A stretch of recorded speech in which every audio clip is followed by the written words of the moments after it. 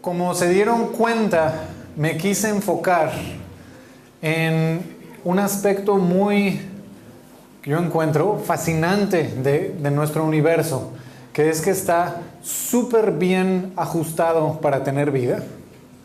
Y si yo cambio cualquiera de esas leyes un poquitito, estamos hablando ya ni siquiera de por ciento, en el caso de la fuerza nuclear fuerte tal vez por ciento, 5%, pero la gravedad, si yo la cambio poquitito, ¿qué pasa? Muy bien. ¿Ok?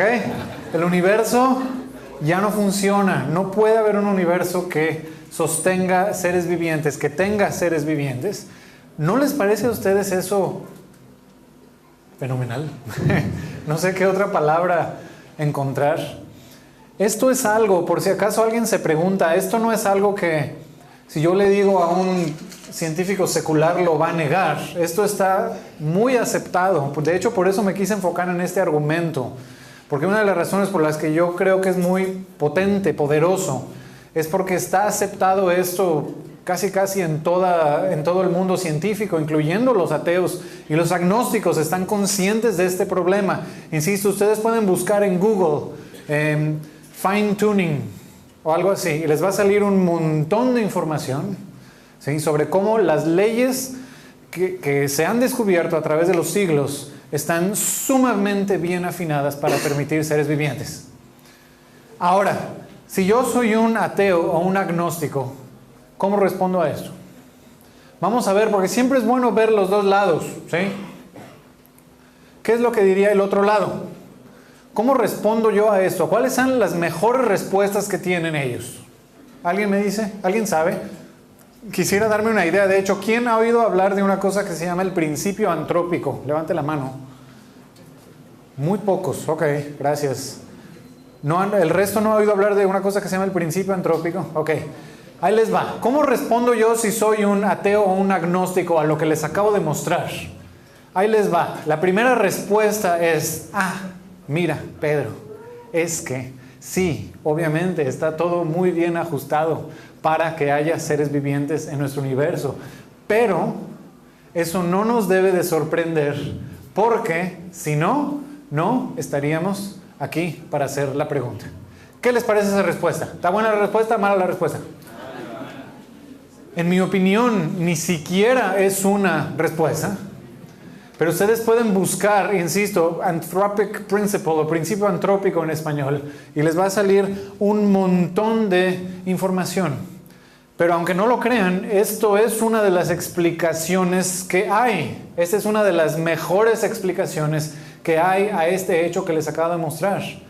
Es que, bueno, sí, tiene que ser, porque si no, no estaríamos aquí. Pero eso no es una respuesta, porque sigue sin responder la pregunta inicial. La pregunta inicial, ok, sí, es cierto que si no estuvieran las condiciones favorables para seres humanos, no estaríamos aquí. Para la vida en general, no estaríamos aquí.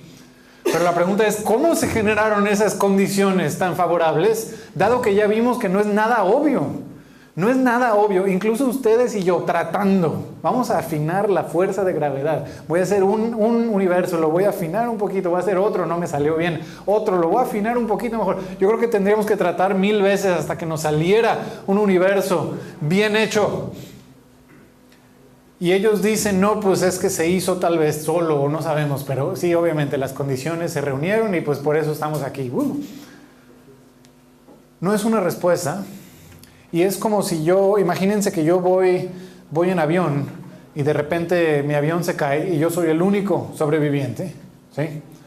Ha pasado, de hecho, un avión de American Airlines que se estrelló por ahí por Colombia y solo 2 personas, los que estaban sentados más en la parte de en medio, donde están las alas, que es una parte un poquito más gruesa, sobrevivieron. Imagínense que sucede eso. Y luego les preguntan, ¿cómo fue que sobrevivió usted? y que esa persona responde, ah, bueno, es que si no hubiera sobrevivido no me estarías preguntando la pregunta.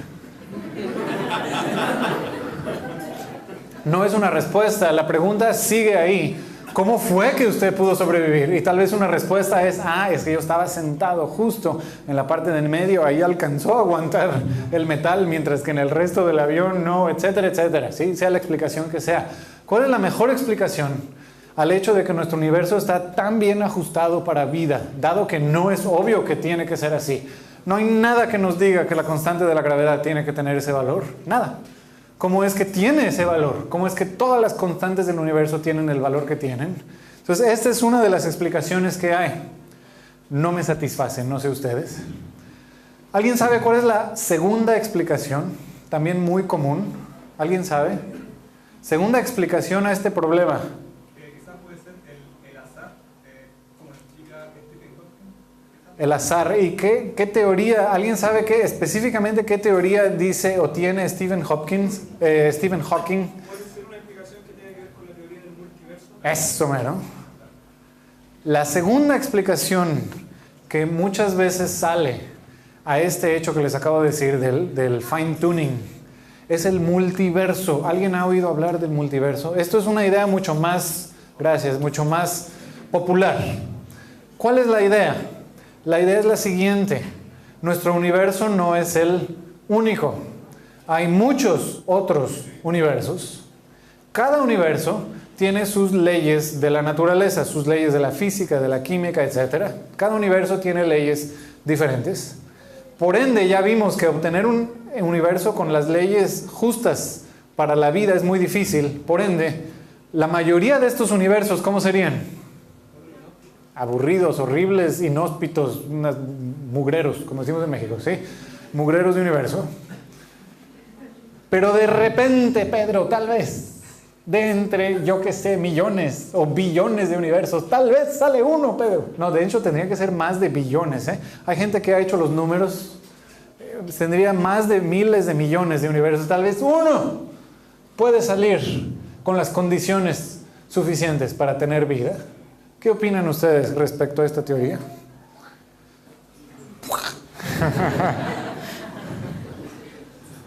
¿Cuál es el problema con esta teoría? El problema puede estar en que no tenemos ninguna evidencia. Eso, mero, así es. Ningún otro tipo de universo existe aparte del que conocemos. Se supone que esto es ciencia. ¿Cuál es la evidencia que yo tengo de otro universo? Cero. Esta teoría, insisto, es muy interesante cómo los medios la hacen tan popular y casi lo hacen sonar como si ya estuviera establecido. Los científicos creen que hay un multiverso. Yo no lo creo. Porque no tenemos cero evidencia de que hay otro universo. De hecho, dudo que algún día pudiéramos tener evidencia de que sí o que no. ¿Por qué? Porque por definición, ¿puedo yo ir a otro universo? ¿Puedo yo ver otro universo? No, por definición el universo es lo que yo puedo ver, ¿sí? Lo que yo puedo acceder experimentalmente, y ni siquiera, está bien lejos, está bien grande, me cuesta mucho trabajo. ¿Cómo voy a ir a otro universo? Es imposible. Entonces, el principal problema con esta teoría es que hay cero evidencia. Pero lo interesante, lo que nos muestra es que hay mucha gente que está dispuesta a creer más bien que hay muchísimos universos, cosa para lo cual tenemos cero evidencia, que a creer que hay un Dios. Y eso es muy interesante. Me recuerda a Romanos 1, no sé ustedes. Entonces, esas son las dos respuestas mejores. Tal vez es el azar, Pedro, es multiverso, hay un montón de universos, nuestro universo es uno de muchos. Esa es la mejor respuesta que hay a por qué nuestro universo está tan bien afinado para la vida. Y yo creo que eso es bien interesante. Les muestro una cita para que vean que no es esto nada más los creacionistas. No, esto es algo que está muy bien, se ha sabido ya desde hace décadas. Lo voy a tratar de traducir. No lo quise traducir aquí para no cambiarlo, pero lo malo es que en rojo no se ve, pero bueno.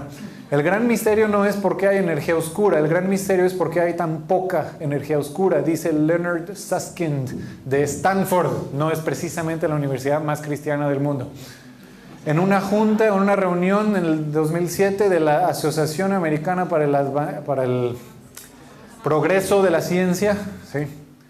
El hecho de que estamos en la punta de un cuchillo, ¿sí? En lo que respecta a nuestra existencia, que si la energía oscura fuera un poquitito más grande, fuera bastante más grande, no estaríamos aquí. Ese es el misterio. Siquiera un valor más grande de la energía oscura hubiera causado que el espacio-tiempo se expandiera tan rápido que las galaxias no se hubieran formado. Esa noche en Hawái, este es un artículo de PBS, que tampoco es muy cristiano, nada cristiano, ¿sí? Faber declaró que hay solo 2 explicaciones posibles para el fine tuning. 2 explicaciones posibles. Y lo malo es que lo puse en rojo justamente para que lo vieran y ahora ya no se ve, pero lo alcanzo a ver aquí en la pantalla. 2 explicaciones posibles. Una es que hay un Dios y que Dios lo hizo así. Esto es PBS hablando, no es el creacionista número 1 hablando. Son seculares hablando. Una es que hay un Dios y que Dios lo hizo así. Pero para Faber, un ateo, o una atea, creo que es mujer, intervención divina no es la respuesta. La única otra solución que tiene sentido es decir que hay un número infinito o muy grande de universos y que nosotros estamos en uno. Ustedes decidan. Yo me quedo más bien con la otra explicación, la que está aquí en rojo, de que hay un Dios que lo hizo así, adrede. ¿Qué tal si cambiamos a la siguiente presentación, por favor? Ahí vivíamos mi esposa y yo, hasta hace 6 meses. Y aprovecho para cambiar aquí también. Vamos a hablar ahora sobre los seres vivos. Estábamos hablando del universo. Hay muchos más argumentos que uno puede hacer respecto al universo. Me quise concentrar en algunos pocos por tiempo.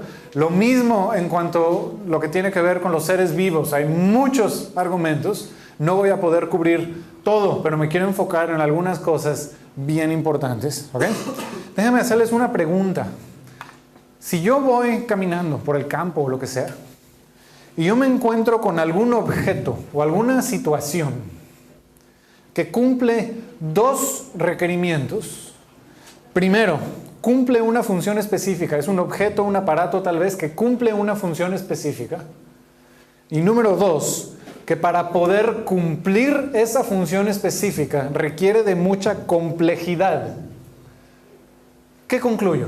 Ahí les va la pregunta otra vez. Yo voy caminando por el campo, ¿sí? Y me encuentro un aparato o algún objeto que cumple una función muy específica y que aparte es muy complejo. Para poder llevar a cabo esa función tiene mucha complejidad. ¿Qué concluyo? Exactamente. Creo que ya han oído. ¿Quién ha oído hablar de este señor? Pocos. Bueno, creo que han oído hablar del argumento que hizo, tal vez no tanto de él. William Paley en 1802 formalizó este argumento en un libro que tuvo un impacto muy grande que se llama Teología Natural. Escribió unas cosas con las que tal vez no estaríamos muy de acuerdo, pero el argumento, en mi opinión, es un argumento muy poderoso. No es la única forma de argumentar para la existencia de Dios, pero es el argumento teleológico. Me voy a enfocar bastante en él hoy. La analogía que él usó es la siguiente. Imagínense que yo voy por el campo, otra vez, ¿sí? Puros árboles, hojas, animales, ardillas, etc. Pero de repente me encuentro en el suelo un reloj como este. ¿Qué concluyo? Lo abro, antes de preguntarles, lo abro, ¿sí? ¿Han abierto un reloj de estos? Tiene un montón de partecitas, montón de engranes, montón de tornillitos, una batería tal vez, o alguna fuente de energía. Los más modernos tienen baterías más pequeñas, en fin, o tiene un sistema de cuerda, como los más antiguos, tiene algo que le permite funcionar, insisto, un montón de engranes, un montón de piececitas. Es más, hasta tengo una foto. Y no solo eso, sino que empiezo a notar, mira, si le quito una de estas partes, ¿qué pasa? Imagínense que yo agarro y le quito este engrane. ¿Qué pasa? ¿Qué pasa? Ya no funciona. Entonces noto primero que tiene un montón de partes, las cuales todas como que embonan muy bien. ¿Sí? Hay justamente espacio para este engrane ahí, hay justamente espacio para este engrane ahí, hay justamente espacio para el tornillito ahí, etcétera, etcétera. Y que si yo le empiezo a quitar partes, o ya no funciona bien, como que se detiene, o tal vez, de hecho, ya deja de funcionar completamente, o ya no funciona bien. Dos opciones. ¿Cuáles son las dos opciones? Que el reloj se formó solo, opción 1, y llegó ahí por causas naturales, es la opción 1. O opción 2, que alguna persona diseñó y fabricó este reloj. ¿Cuál les gusta más a ustedes? ¿Cuál? La opción 2. Ninguna persona, ni siquiera el más ateo de los ateos, ni siquiera el más ateo de los ateos, Richard Dawkins o uno de esos, ni siquiera él, yendo por el campo, encontrándose el reloj, diría, se hizo solo. Ni siquiera él. ¿Por qué? Porque es absurdo. Es absurdo. Tendría que ser de que, sí, ok, el tornillo se formó, tiene un material de una mina que está por allá lejos. Lo que pasa es que cayó un pedazo de metal, el agua pasó justo en forma helicoidal por 1.000.000 de años para hacer la forma helicoidal del tornillo perfecta. Simultáneamente se hizo el chasis, ¿cómo le llaman?, de reloj, que justamente por casualidad tenía la misma forma helicoidal de entrada del tornillo, ¿sí? Por separado, obviamente, es pura suerte, ¿sí? También de misma forma, tal vez cerca del mar salió un pedazo de metal y el viento hizo la forma que fueran estos engranes así, con los dientecitos, todos perfectos, y que de repente el viento juntó el tornillo y el engrane, y luego un cuervo le atrajo, mira, un chasis, y lo agarró y se lo llevó volando y lo puso ahí, y al dejarlo caer, el tornillo justo cayó en el hoyito, y luego justo cayó el engrane. ¿Ya entendieron la idea? ¿Sí? ¿No? ¿Para qué sigo? Hasta me cansa. Es imposible que las leyes de la naturaleza, como las conocemos, por sí solas produzcan esto. No va a suceder, no ha sucedido y no va a suceder nunca. No se ha visto, es imposible que las fuerzas de la naturaleza solas produzcan esto. Un reloj, el argumento que Paley hizo, un reloj implica un relojero. Si hay un reloj, implica que tiene que haber alguien que lo diseñó y que lo fabricó. Ahora ya ni vayamos tan lejos. Reloj, ok, reloj es algo complicado. ¿Qué tal si se encuentran esto en el campo? ¿Qué concluyen? ¿Qué concluyen con esto? ¿Natural o diseñado? ¿Quién dice natural? ¿Quién dice diseñado? Muy poquitos votaron. Ok, sí, ok. Los que dijeron diseñado, ¿por qué diseñado? Esto no es muy complicado, no tiene engranes, no tiene tornillitos, no tiene chasis de metal, no tiene vidrio, no tiene agujas. No es muy complicado, pero aún así, ¿podemos concluir o no podemos concluir que es diseñado? Yo creo que sí. La forma es demasiado precisa para ser un accidente de la naturaleza. No solo eso, sino que se encuentran muchas de estas. De hecho, ¿qué son? ¿Quién me dice? ¿Qué es lo que es? Son puntas de lanzas o puntas de flechas. ¿Quién las hizo, por cierto? Los indios de tribus indígenas en Estados Unidos, o no indígenas, de indios, sí, como los Sioux o etcétera, sí, por ejemplo, se encuentran en muchas partes del mundo, sí. Mismo con algo que no tiene ni siquiera que ser muy complicado. Estamos de acuerdo, esto no es muy complicado, pero aún esto, ningún arqueólogo, el arqueólogo más ateo del mundo, que se encuentre esto en la tierra, no va a decir, se hizo por suerte. Ni siquiera el arqueólogo más ateo del mundo concluiría eso. El arqueólogo, incluso que se encuentra un vaso, ni siquiera va a decir, el vaso se hizo solo. No, obviamente tiene una forma específica, una función específica. Se tuvo que haber sido hecho por un ser humano. No tiene que ser muy complicado para poder nosotros concluir eso. Ahora, ¿qué pasa si vemos esto? Dos opciones. ¿Se hizo solo o fue diseñado? ¿Cuál de las dos? Tomemos un voto. ¿Se hizo solo? ¿No? ¿Diseñado? Sí, ok. Yo creo que diseñado. ¿Qué es más complicado? ¿Un reloj o esto? No sé si entendemos bien a veces lo complicado que es el ojo. ¿Saben ustedes cuántos, llamémosle píxeles? Son unas como células que son las que captan los fotones. Los fotones son la luz. ¿Cuántos píxeles, llamémosle, tiene un ojo? ¿5? Tal vez 20. ¿Cuántos? ¿Qué tal 127 millones? ¿Cuántos tiene su cámara?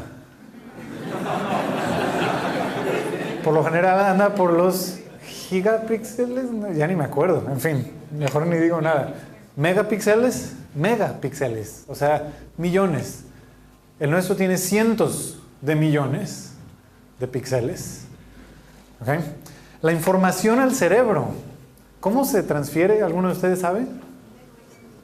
¿Cómo se transfiere? Hay un nervio que se llama el nervio óptico. ¿Cuántos canales? ¿Cuántas fibras? Llamémosle canales para hacer la analogía con la ingeniería. ¿Cuántos canales tiene el nervio óptico? ¿2? Tal vez 20. Tiene como 1 millón de fibras en un pedacito así. ¿Sí? La conexión del ojo al cerebro. El cerebro puede no solo interpretar la información de 1 millón de canales así, sino que también puede hacer un montón de otras cosas. Ahorita voy a hablar del cerebro en un segundo, ¿sí? No sé si les ha pasado. Estos píxeles son súper sensibles. Pueden detectar hasta fotones individuales.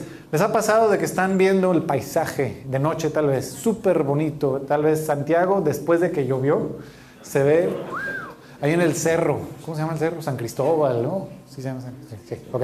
Apenas voy conociendo, ¿sí?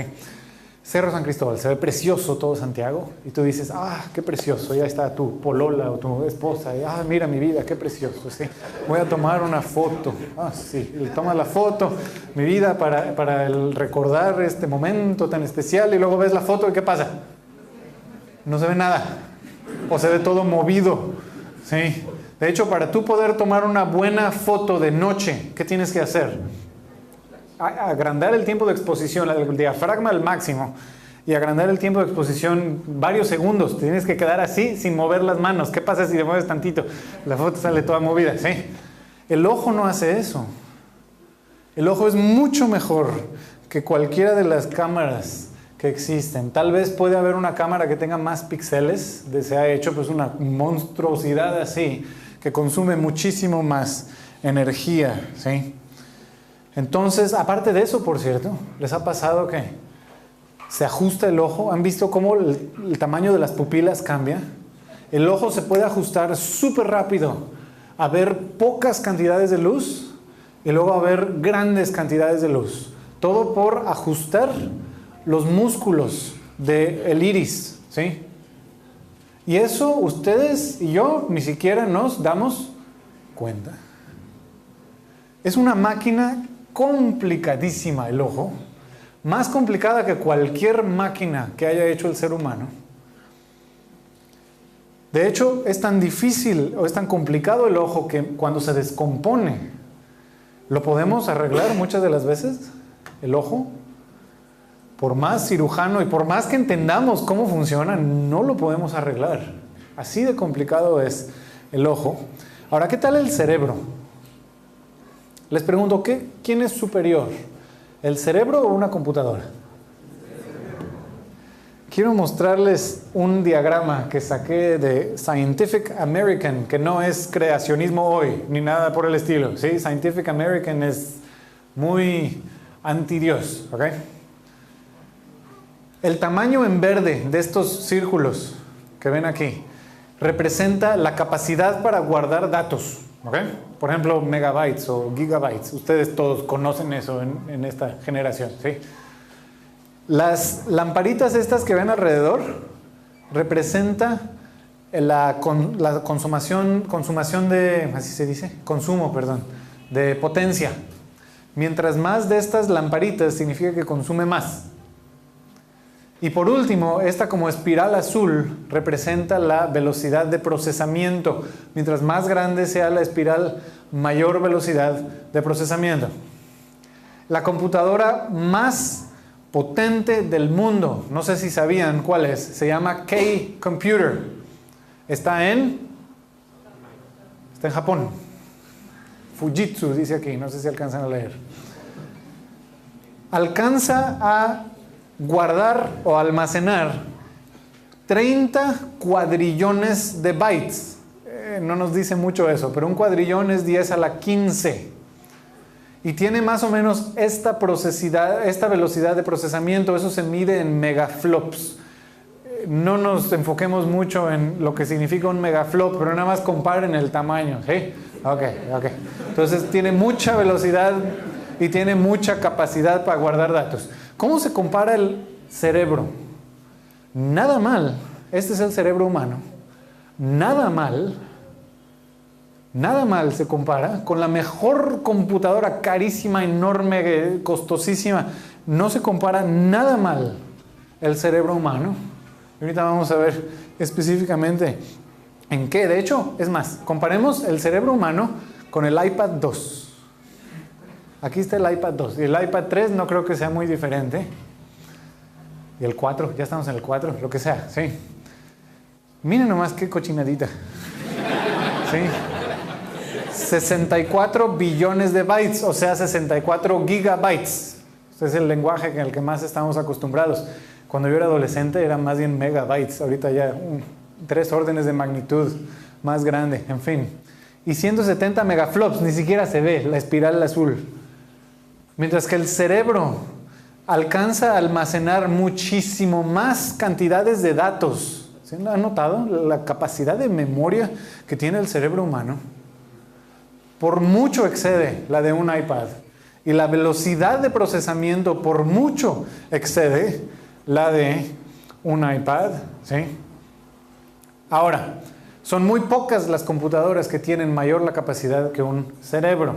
Muy pocas. Se necesita una K-Computer o algo así. Pero, mira la cantidad de potencia que usa. Y dice 9.9 millones de LEDs y dice not all shown, no todas mostradas. 9.9 millones de watts. 9.9 millones de watts consume esta cosa. ¿Cuánto consume el cerebro? ¿Cuánto consume el cerebro? Son 20 watts. Consume menos que esos focos. 20 watts. Y mira la capacidad que tiene. Y consume 20 watts. Y funciona con tacos y burritos y pebres y todo esto, mientras que esto necesita energía súper bien, muy específica. En fin, no voy a meter en detalles, ¿sí? Ahora, a pesar de, porque uno podría decir, bueno, sí, Pedro, qué impresionante, pero ya hay una computadora que le gana. No. La computadora, ¿para qué es buena? Para hacer cálculos tontos, no tontos, repetitivos tal vez, sin pensar. Para eso es muy buena la computadora, eso hasta su calculadora es mejor que uno, ¿sí? A menos de que sean autistas o algo así. Hasta la calculadorcita es mejor que uno para hacer eso. En ajedrez, ¿quién gana? ¿Quién gana en ajedrez? ¿La computadora o el cerebro? ¿Quién dice la computadora? ¿Quién dice el cerebro? Gana la computadora. En ajedrez gana la computadora. ¿Pero por qué? La razón es por qué. Porque la computadora tiene mucha inteligencia y como vemos en Yo Robot, casi piensa y hasta se alegra. Te gané. No. Por eso gana la computadora. ¿Saben por qué gana la computadora? Porque es una máquina de fuerza bruta. ¿Qué es lo que hace un programa de ajedrez? Calcula todas las posibilidades que hay. Es fuerza bruta. Dice, si lo muevo así, él puede hacer así, él puede hacer así, yo lo puedo hacer y luego otra vez. Y si yo lo hago al contrario, si lo muevo para acá, entonces él puede hacer acá. Todas las posibilidades. y hace todos esos cálculos en fracciones de segundo. Entonces, por eso gana en ajedrez, porque la computadora tiene mucho poder bruto. Pero, ¿quién gana en este juego? ¿Conocen este juego? ¿Vieron Beautiful Mind? Mente brillante. ¿Conocen este juego? Se llama Go. Es un juego chino. ¿Nunca lo han jugado? Es muy entretenido. ¿Aquí quién gana? Vamos a votar. ¿Gana computadora? ¿Gana el ser humano? Aquí gana el ser humano, por mucho. ¿Por qué? Porque aquí, no sé si se fijan, las combinaciones son demasiado grandes. Una computadora no puede calcular todas las combinaciones posibles que hay. Entonces la computadora es muy tonta. Si no puede calcular todas las combinaciones, se atora, ¿sí? Mientras que un ser humano puede aprender y puede razonar sin calcular todas las posibilidades que hay. Un ser humano puede razonar sin hacerlo específicamente, simplemente razonar. Tal vez si me muevo de este lado, me voy a tal vez concentrar en esta esquina y voy a poder... El chiste de este juego es en circle, ¿cómo se dice? Rodear al enemigo, etcétera, etcétera. Tal vez si me voy para acá, no me conviene porque él está muy por acá. Un ser humano puede hacer eso. Una computadora no puede. Un ser humano puede aprender. La tercera vez que yo juegue Go, soy mejor que la primera. La computadora es igual todas las veces. ¿Sí? Procesamiento de imágenes. ¿Se han dado cuenta de lo que hace un cerebro? ¿Les ha pasado? Van a cruzar la calle y luego de repente ven un auto ¡brum!, acercándose. ¿Qué hacen? Luego se hacen para atrás. ¿Sí? El cerebro humano puede captar, primero esto nos dice algo sobre el ojo, por cierto, captar una imagen, procesarla así, darse cuenta la velocidad de ese objeto, no, ni siquiera de todo, porque el cerebro puede identificar súper rápido que hay algo que se está moviendo hacia mí, hay un objeto que se está moviendo hacia mí, y no solo hace eso, sino que puede decir rápidamente, ustedes músculos, contráiganse, háganse para acá, y ¡pum! ¿Sí?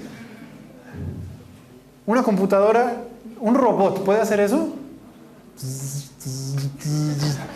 Ups, y ahí quedó, ¿sí? Hay unas cosas, a pesar de que en procesamiento tal vez gane la computadora más potente del mundo, carísima y súper costosa y súper consumidora de potencia, el cerebro humano sigue siendo mucho, mucho más poderoso. Es una máquina fenomenal. ¿Saben cuántas células tiene un cerebro? ¿Cuántas células tiene un cerebro? Neuronas se llaman. Tiene como 10,000 millones. 10,000 millones de neuronas. Y cada neurona tiene cientos de conexiones con las otras neuronas. Entonces se hace una red de conexiones. Una red que excede, si la transferencia de información que ocurre en el cerebro excede la transferencia de información en una ciudad grande. Hay toda una ciudad como Beijing aquí dentro. No solo eso, las sinapsis, así se dicen, sinapsis, ¿sí? Que son como las conexiones entre neuronas. ¿Saben cuántas de esas hay? Hay más sinapsis que estrellas en el universo. Más sinapsis que estrellas en el universo. Y antes por eso también les quise explicar eso. El universo es enorme, ¿sí? Pero dentro de nosotros hay aún más grande, digamos, o un mini universo, no en tamaño, pero en complejidad. Hay como un mini universo dentro de cada uno de nosotros en lo que respecta a neuronas y sinapsis y todo esto. Entonces sí, el universo es enorme, pero miren también lo que hay dentro de un ser humano. Ahora, ¿qué concluimos? ¿Se acuerdan lo que vimos del reloj? Si yo me encuentro un reloj, ¿qué concluyo? ¿Se hizo solo o lo hizo alguien? ¿Qué concluyo? Lo hizo alguien. Creí oír, lo hizo solo, pero no. Ok. Lo hizo alguien, ok. Cuando veo el cerebro, ¿qué concluyo? ¿Qué concluyen ustedes? Yo concluyo que lo hizo alguien. Ahora, no todos están de acuerdo. ¿Cuál es la explicación que ellos dan? Los que no creen. Los que no creen que hay un creador. ¿Cómo explican que esto exista? No sé si han oído hablar de este libro. Se llama El origen de las especies, que fue escrito por Charles Darwin. ¿Cómo funciona la evolución? Me gustaría nada más asegurarme que todo el mundo entiende bien cuál es el mecanismo con el que funciona. ¿Cómo funciona la evolución? Es de hecho bastantes... Ay, no se alcanza a ver bien, pero bueno, los voy guiando. Es de hecho un mecanismo bastante sencillo de entender. Y quiero asegurarme que lo entiendan. Yo tengo un organismo que se reproduce, lo cual no es fácil. Voy a terminar con eso. Nada más guárdenlo en su memoria, en su supercerebro que tienen, ¿sí? Este organismo se reproduce. Ahora, se reproduce muchas veces. Hay una población y hay muchos hijos, subnietos, nietos, etc. ¿Sí? De repente, ¿qué es lo que va a pasar? De repente, en el momento de copiar el código genético, porque sí saben que todos tenemos un código genético, está codificado en el ADN. En el momento de hacer esos procesos de copiar, ¿sí? ¿Qué es lo que pasa? De repente, ¿qué va a pasar? Va a haber un error en el proceso de copiamiento, de reproducción, ¿sí? A eso se le llama, ¿cómo se le llama a esos errores? Se le llaman mutaciones. Ahora, la gran mayoría de las mutaciones, ¿son dañinas o benéficas? Son dañinas. La gran mayoría, lo que ven en hombres X. Completamente fuera de órbita, fuera de la realidad, ¿sí? La mayoría de las mutaciones son dañinas. Pero Darwin dice, ¿qué es lo que va a pasar? De repente, va a haber una mutación que va a ser benéfica. Y esa mutación, entonces los nuevos animales que la tengan van a ganarle a los otros y esa población se va a establecer. Mientras que la población con la mutación dañina muere. Y luego, ¿qué va a pasar? El mismo proceso. Va a haber un montón de mutaciones, la mayoría dañinas, pero de vez en cuando va a volver a salir otra mutación que va a ser benéfica y eso va a causar que esa población le gane a la otra, etcétera, etcétera. Y así se va a ir creciendo o subiendo la escalera de complejidad. Mutación por mutación, despacito, así. ¿Ok? Creo que todos ustedes tenían más o menos un concepto de evolución, lo aprende uno en el colegio, pero es más o menos así como funciona. Ahora, pregunta, no sé qué opinen ustedes. ¿Esta teoría explica cómo, por ejemplo, tenemos un cerebro tan complicado o un ojo tan complicado? ¿O explica cómo tenemos una cucaracha incluso? En mi opinión, no, ni cerquita.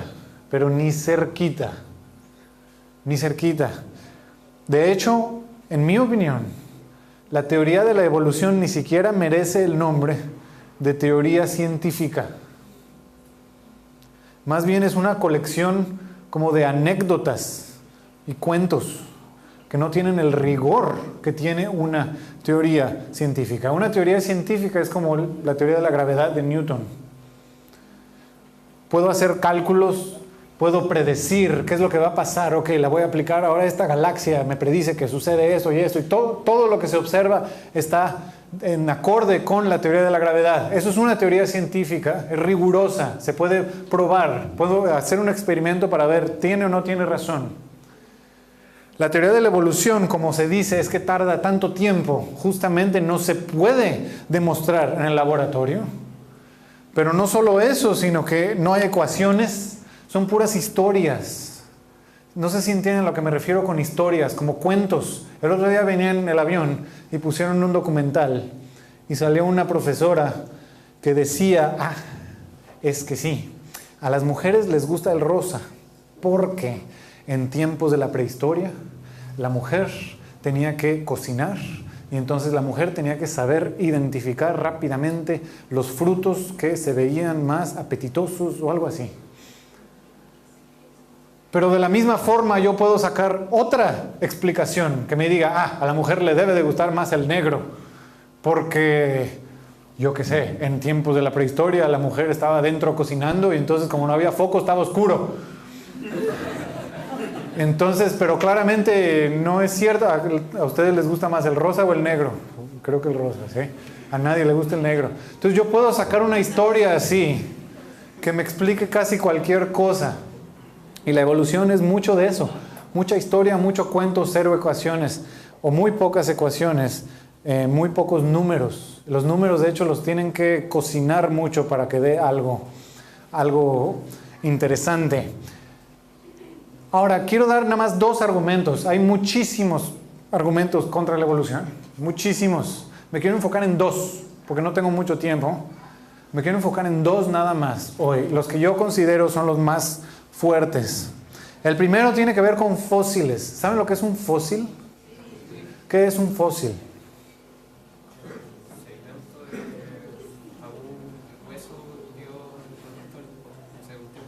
Correcto. Un fósil son los restos del cadáver o parte del cadáver de un organismo que antes era vivo y ahora está muerto, ¿sí? Que de alguna forma, disculpen, se preservó en la roca, por lo general en la roca, ¿sí? Les muestro un ejemplo. Ahí está un fósil. Me encanta este ejemplo. ¿Por qué? ¿Qué tiene de interesante este ejemplo?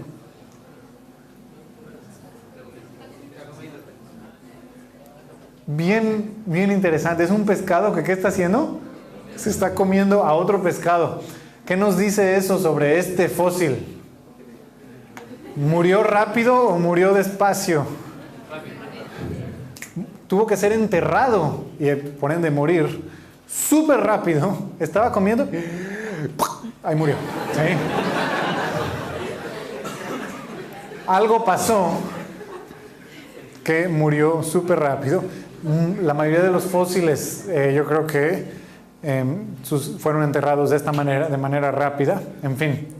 Ahora, si la evolución es correcta, el cambio entre especies, ¿cómo tiene que ser?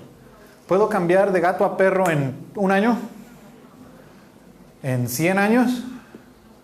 ¿En 1000 años? No, es muy poco. Estamos hablando de millones de años. ¿Sí? Si la evolución es correcta, el cambio entre especies tiene que ocurrir muy lentamente, no solamente muy lentamente, sino que tiene que ser gradualmente. No puede ser que de repente, por darles un ejemplo, un reptil, se me olvida el nombre, no es cucaracha, lizard, lagartija, gracias, que una lagartija de repente salga y el hijo, ¡pum!, le salen alas. No se puede. Tiene que ser más bien de que tal vez al hijo le salga un chipote, tal vez aquí, luego así pasan cientos de años tal vez y al hijo con el chipote le sale un chipote más grande, ¿sí? Y luego el chipote más grande tal vez se hace más grande en otra generación. Y luego el chipote se hace más grande en otra generación. Y luego al chipote tal vez le salen unos como deditos, ¿sí? Y luego en otra generación tal vez al chipote le sale algo como alas, no alas, perdón, plumas. Y tal vez después de otra generación le salen plumas un poquito mejores. Y tal vez después de otra generación, ¿sí agarran la idea? ¿Sí? Tiene que ser algo muy gradual. Porque para yo hacer un ala se requiere un montón de mutaciones. Y no solo mutaciones, por cierto, se requiere añadir información genética, lo cual es otro problema, pero no me voy a meter ni siquiera ahí. No es solo mutaciones, es añadir información genética. Entonces no es nada más como que con una mutación, ¡pum!, ya les dieron alas. No, ni siquiera los darwinistas o los evolucionistas dicen eso, y con justa razón. No se puede, es imposible. Entonces tiene que ser un cambio gradual. Ahora, ¿qué significa eso en cuanto a los fósiles? Que si yo escarbo fósiles, ¿qué tengo que encontrar? Tengo que encontrar Todos estos animales con el chipotito, con el chipote más grande, con el chipote más grande, con lo que se parece a un ala pero que todavía no es un ala, con lo que parecen plumas pero que todavía no son plumas. Tengo que encontrar todos estos intermediarios entre, por ejemplo, un reptil y un pájaro.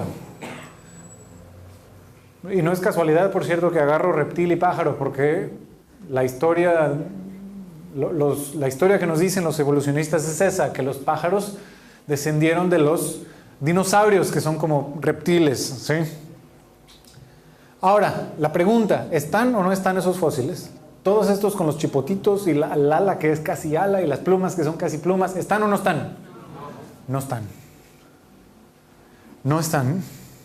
La gran mayoría de los fósiles, si no es que todos, tienen las mismas características o muy parecidas, o son muy parecidos a los animales que viven ahora. Ahora hay un montón de animales extintos en los fósiles, pero son como pájaros o son como reptiles. No son pájaros reptiles, ni son vacas ballenas, porque no sé si saben, una ballena es un mamífero, mientras que un tiburón es un pescado. Entonces no es que haya evolucionado un tiburón en una ballena, sino más bien que un como hipopótamo tal vez le gustó el agua y está bueno esto, y se comenzó a meter y le comenzaron a salir yo qué sé, aletas y la cola esa grande, y poco a poco se hizo ballena.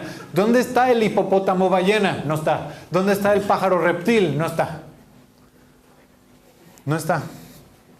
Por eso se les llama eslabones perdidos, porque están perdidos. Son eslabones en una cadena que no está. Ahora, de vez en cuando se oye, ¡ajá!, en los medios, ¿sí? ¿Qué se oye? Ya lo encontramos. Tontos creacionistas. In your face, ¿sí? Losers.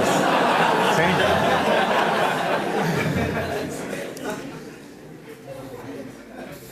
Ahora, 3 comentarios al respecto.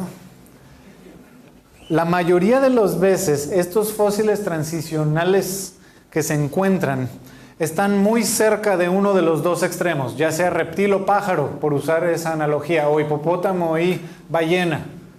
Todos estos fósiles transicionales están o muy parecidos a los pájaros o muy parecidos a los reptiles. No sé si saben cuál es el fósil más famoso que se supone muestra la transición entre reptiles y pájaros. ¿Saben? Se llama Archaeopteryx. Aquí está. Este es el dibujo, no es una foto obviamente, es algún científico con mucha imaginación dijo, así es como se ve. No, ¿nunca habían oído hablar de este pájaro? No, ok. ¿Pájaro o reptil? Pájaro. Reptil. Se parece más a pájaro en mi opinión. De hecho, ahora se reconoce que esto es un pájaro. Incluso un evolucionista lo reconoce. De hecho, no sé si alcanzan a ver el título de este artículo. Archaeopteryx's Evolutionary Humiliation Continues. Ahorita la mayoría de los evolucionistas reconocen esto no era un buen ejemplo. Sorry, nos equivocamos. Pero hace 10 años hubieran escuchado este es el ejemplo mejor, ¿sí? ¿Por qué parece reptil esto de acuerdo a algunos? ¿Por qué parecía? Porque ya no tanto. ¿Alguien sabe? Tiene unos dientecitos y tiene unos como dedos. Eso es todo.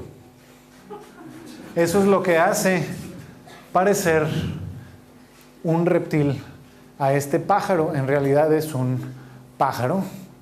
Y, insisto, hasta hace poco era considerado como el mejor ejemplo transicional entre reptiles y pájaros, o dinosaurios y pájaros, pero ahora ya se reconoce que no. Otro ejemplo. A veces sucede esto, a veces sucede que se encuentra un fósil que dicen, esto es un super forma transicional, excelente, loser, sí, etcétera. Y luego después se prueba que, no, perdón, nos equivocamos, pero eso ya no se oye tanto como el primer anuncio original. Este es otro ejemplo, se llama Tiktaalik. Es esto, que en la imaginación es esto, ¿qué es? Es un pájaro con patas. Perdón, pájaro, es un pescado con patas. Es un pescado con patas que se supone muestra la transición entre pescados y anfibios. Este también ya ha sido desprobado, ¿cómo se dice? Disproved, ¿sí? De hecho, este artículo, pueden leer, Tiktaalik dethroning still shocking, ¿okay? Ahora, no solo ha sucedido muchas veces que un fósil que se presenta como un eslabón perdido resulta no ser eslabón perdido, sino que ha sucedido incluso que son falsos. ¿Habían oído algún ejemplo? Ha sucedido que han sido falsos. No alcanzan a ver aquí, pero bueno. Este se llama Piltdown Man. Y es un señor, bueno, no este, ¿verdad? Sino el señor este de aquí, que encontró un fragmento de un cráneo, la parte de arriba, y que se le ocurrió la super idea de ponerle una quijada de un orangután. Entonces agarró el cráneo de un hombre y le juntó la quijada de un orangután y dijo, miren lo que encontré. Y décadas después sucedió, ups, nos engañó este señor. Sí. Esto es como en la representación popular, cómo se imaginaba que se podía ver este Piltdown Man. Se supone que es un fósil transicional entre monos y seres humanos. ¿Okay? Ahora, por último, hay un problema serio con la cantidad. ¿Sí? Si me van siguiendo el argumento es, primero, los fósiles transicionales que se anuncian, por lo general están más de un lado o del otro, o se parecen mucho a los reptiles o mucho a los pájaros, y lo más probable es que sean o un pájaro extinto, o un reptil extinto, o un pescado extinto, o un hipopótamo extinto, o una ballena extinta, no algo intermedio entre los dos. Es el primer argumento. Segundo argumento, hay un problema de cantidad. Porque estamos de acuerdo que si mi teoría dice que de los reptiles se crearon los pájaros, tiene que haber un montón de pájaros reptiles, pero un montón. Y de repente oímos, hay uno. Pero si mi teoría predice, yo qué sé, miles, y de repente nada más hay uno, hay algo mal con la teoría. ¿Sí me explico? Si mi teoría predice miles o lo que sea, no sé el número porque es bien difícil calcularlo, pero yo encuentro nada más uno y es dudoso, ¿qué concluyo? La teoría tiene un problema serio. Ahora, no somos solo, por cierto, los creacionistas los que pensamos que la teoría de la evolución tiene un serio problema en este respecto. De hecho, no sé si han oído hablar de un señor que se llama Stephen Jay Gould, que era de Harvard, ¿sí? Y él, de hecho, creó una teoría que se llama Punctuated Equilibrium, equilibrio puntuado, justamente para tratar de resolver este problema de la falta de fósiles transicionales o intermediarios. Su teoría no es muy popular entre la comunidad científica. Ahora hay otro argumento que quiero mostrar o hablar brevemente que se llama complejidad irreducible. ¿Quién ha oído hablar de esto? Okay. Complejidad irreducible, o en inglés irreducible complexity. Como mencioné antes, el cambio de una especie a otro tiene que ser gradual. ¿Sí? El mismo Darwin escribió esto. Pongo la cita en inglés para no... mejor se las traduzco ahorita. Si se pudiera demostrar que un órgano complejo existió o existe, que no hubiera sido posible formarlo por numerosas, sucesivas y pequeñas modificaciones, mi teoría se iría al caño, más o menos lo que dice, ¿sí? Pero yo no encuentro tal situación, ¿sí? Estas son las palabras de Darwin que están en el libro El origen de las especies. Él mismo dice, si hubiera algo que existe que no se pudiera formar, un órgano, un animal o lo que sea, que no se hubiera podido formar por modificaciones sucesivas, numerosas y pequeñas, entonces mi teoría, ¿sí? El mismo Darwin dice esto, pues, ¿qué creen? ¿Que existen o que no existen estos órganos? Yo creo que sí existen. Yo creo que tenemos muchísimos ejemplos de órganos así. El ejemplo más popular, para los que han escuchado esto antes, es lo que se llama el bacterial flagellum, que no sé cómo traducir al español, es el flagelo bacterial, muchas gracias, flagelo bacterial, ¿sí? ¿Qué es? Es un motor, básicamente. Es un motor que le permite a la bacteria ser una bacteria motorizada, ¿sí? Es lo que le permite a una bacteria poderse mover.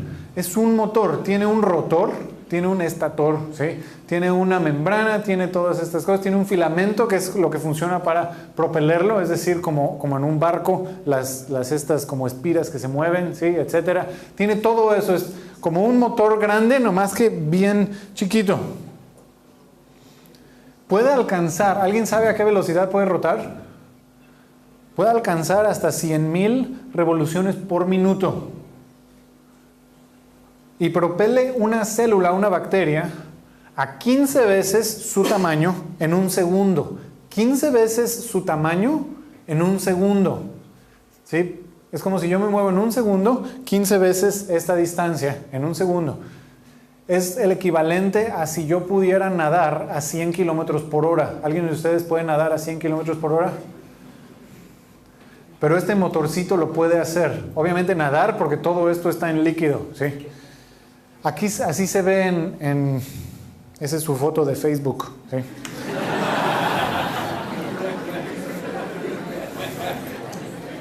El punto es este.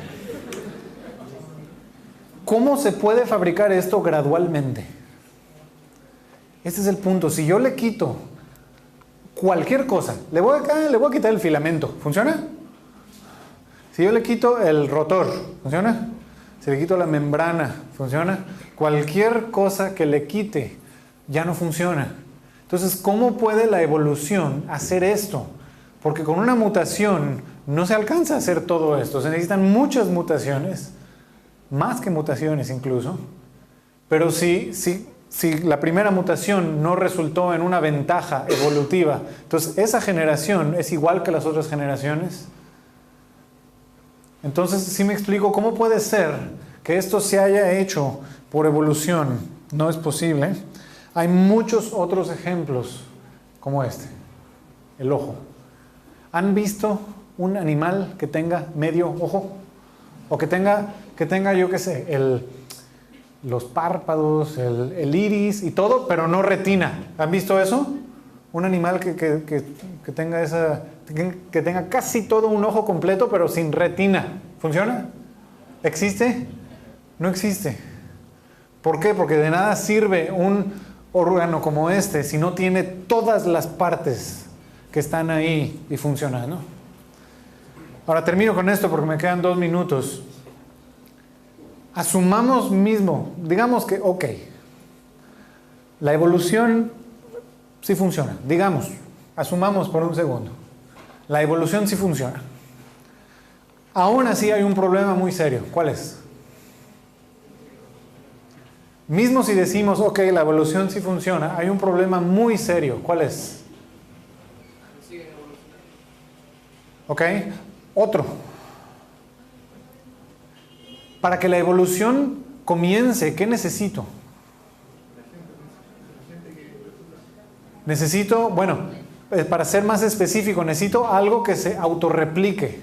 Necesito un sistema vivo que se reproduzca a sí mismo. ¿Estamos de acuerdo? Si no, la evolución no puede trabajar. La evolución, para que pueda trabajar, necesita algo que se replique a sí mismo. ¿Estamos de acuerdo? Lo más sencillo que tenemos que se replica a sí mismo, ¿qué es? Una célula o una bacteria, o para ser específico, una bacteria unicelular. ¿Qué tan complicado es una bacteria? ¿Una célula? Fácil. Ahorita la hago yo, ¿sí? ¿Qué tan complicado es una célula? Ahí les va un diagrama. Una célula es como una fábrica. En tiempos de Darwin se creía que una célula, pan comido, es un poquito de protoplasma, un montoncito de protoplasma acá, el núcleo y luego la membrana y listo. De veras, en tiempos de Darwin no se sabía lo complicado que era una célula. Ahora sí sabemos. Una célula es como una fábrica. Esto es solo el ejemplo de un tipo de células. Hay un montón de células. Glóbulos rojos, glóbulos blancos. Ok, ni para qué me meto en eso, ¿sí? Esto es un ejemplo, es una fábrica de proteínas y genes, entre otras cosas. Pero una fábrica necesita un mecanismo de regulación, un mecanismo de control, ¿sí? Control de calidad, necesita toma de insumos, la liberación de los desechos, ¿sí? Cualquier máquina produce desechos, incluyendo nosotros, ¿sí? El auto también, etcétera. Todo eso funciona en una célula. Es como una mini fábrica, creo que es la mejor analogía. ¿Cómo se pudo haber hecho ni siquiera una célula sola? Porque ahí no hay evolución. No puede haber evolución hasta que tengamos un organismo que se reproduce a sí mismo. ¿Cómo se pudo haber hecho esto solo? Ni siquiera vayamos tan lejos. Ni siquiera nos tenemos que ir hasta la célula. Las moléculas que forman los seres vivos, ¿saben cómo se llaman? ¿Alguien sabe? Empieza con A. Se llaman aminoácidos. Ni siquiera nos vayamos a las células, nada más las puras moléculas que constituyen los seres vivos se llaman aminoácidos. Si mal no recuerdo, son 21 de ellos. Son unas moléculas bien complicadas. ¿Existe algún mecanismo natural que nosotros sepamos que produce aminoácidos? La respuesta es no. Para producir aminoácidos necesito yo, un ser medio inteligente, no mucho, ¿sí? Hacer algo, inteligencia, o sea, un diseñador, ¿sí? Que lo fabrique, que haga un cierto proceso para poder producir aminoácidos, o que haya otro ser vivo que produzca aminoácidos. Las proteínas están hechos de estos. Entonces ya ni siquiera nos vayamos a las células, nada más formar las moléculas que forman las células. Ni siquiera eso se puede hacer solo. Ni siquiera las puras moléculas se pueden formar. Y hay algo súper interesante respecto a los aminoácidos. No sé si lo sabían. Los aminoácidos vienen en dos variedades o dos tipos. Izquierda y derecha. ¿Habían oído hablar de esto? Tiene que ver con su simetría. ¿Habían oído de esto? Todos los aminoácidos que encontramos en los seres vivos son de un tipo, los de izquierda. Todos los aminoácidos que hay en los seres vivos son de izquierda. ¿Por qué? Fascinante eso. Todos los aminoácidos son de izquierda, left-handed en inglés. ¿Por qué? No tendría que ser. Cuando producimos aminoácidos, por lo general se producen de ambos tipos. Pero la vida, los seres vivos, como ustedes y yo, solo tenemos un tipo de aminoácidos. Fascinante. El problema de cómo hubiera podido comenzar la vida en la Tierra es tan grande que algunos científicos han recurrido a teorías como esta. ¿Han oído hablar de panspermia? ¿Qué significa panspermia?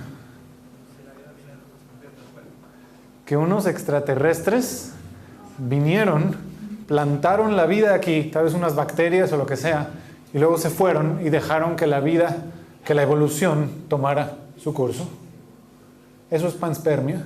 ¿Pero cuál es el problema con la panspermia? Bueno, aparte de eso, sí, ok, tal vez aquí pudo haber comenzado por unos extraterrestres, pero los extraterrestres, ¿cómo comenzaron? ¿Quién hizo la panspermia para los extraterrestres? Es nada más como hacer el problema más hacia atrás. Ya terminé. Nada más les quiero mostrar. De hecho, ya terminé. Espero que les sirva esto. Me he enfocado en evidencias de universo y seres vivos y yo, insisto, cubrí nada más algunas partes muy específicas, no pudimos ver todo. Pero nada más quiero terminar con esto. Los argumentos que son buenos, pienso yo, los argumentos que nos enseñan que hay un Dios súper poderoso, súper inteligente, son buenos argumentos, pero los argumentos solos no convencen. Yo creo que el Espíritu Santo es el único que puede convencer. Entonces acuérdense que Dios puede usar argumentos para transformar la vida de alguien, pero al final de cuentas necesita el Espíritu Santo que haga la obra en una persona. La meta no es ganar argumentos, sino la meta es ganar almas. Y el trabajo que yo hice aquí es incompleto, porque nada más les mostré que, hay evidencia bastante fuerte de un Dios, pero no les he dicho o no he identificado quién es ese Dios. Y por eso yo creo que la parte que sigue, que Pablo va a mencionar, es súper importante. No nos podemos quedar aquí, sino que hay que ir más allá. ¿Quién es este creador tan poderoso, tan inteligente, cuyas huellas digitales vemos en el universo, en los seres vivos? ¿Quién es? En mi opinión es el Dios de la Biblia, y una de las maneras en la que lo podemos ver es justamente a través de la evidencia de la resurrección. Entonces eso es bien importante recordarlo. Sí, esto es muy interesante, pero es incompleto. Hay que ir aún más allá, y creo que es lo que va a hacer Pablo ahora. Entonces, listo, yo ya terminé.